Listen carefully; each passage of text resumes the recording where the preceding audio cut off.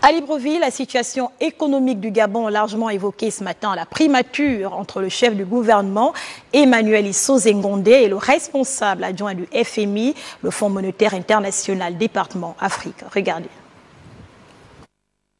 Le Gabon est-il sur la bonne voie à la suite des réformes économiques engagées par le gouvernement? La question avait été soumise à l'appréciation du FMI, le Fonds monétaire international, à la demande des autorités gabonaises.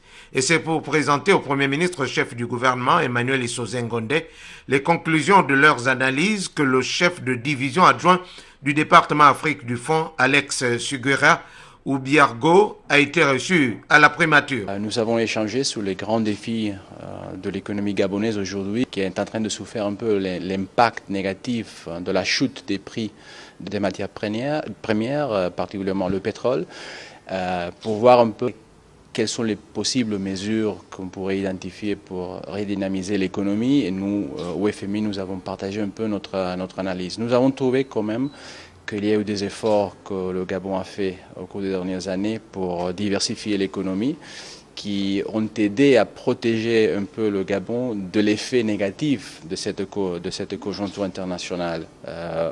Et même si les défis économiques aujourd'hui sont difficiles, ces efforts de diversification de l'économie pourront aboutir à protéger le pays de cette difficulté internationale. Outre l'évaluation de ces mesures, l'expert du FMI et le Premier ministre ont fait un état des lieux de la coopération entre le Gabon et l'institution financière internationale.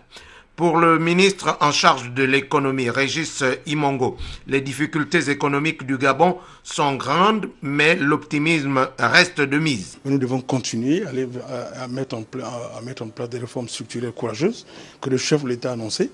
C'est cela le salut du Gabon. Le salut du Gabon, c'est d'avoir une économie diversifiée. Il y a des secteurs porteurs de croissance aujourd'hui. Il a parlé de l'agriculture, l'agro-industrie, le secteur du bois, le secteur des services. C'est tout cela. Il faut une mutation de l'économie gabonaise. Et nous pensons que quand il y a une crise, elle permet aussi de pouvoir distinguer les bons et les mauvais élèves. Engagé dans un vaste programme de diversification de son économie, le Gabon, comme la plupart des pays, reste malgré tout fortement impacté par la récession économique actuelle. Avec les réformes structurelles courageuses prises par le gouvernement, le pays pourrait relever le défi et obtenir un code de conduite du FMI.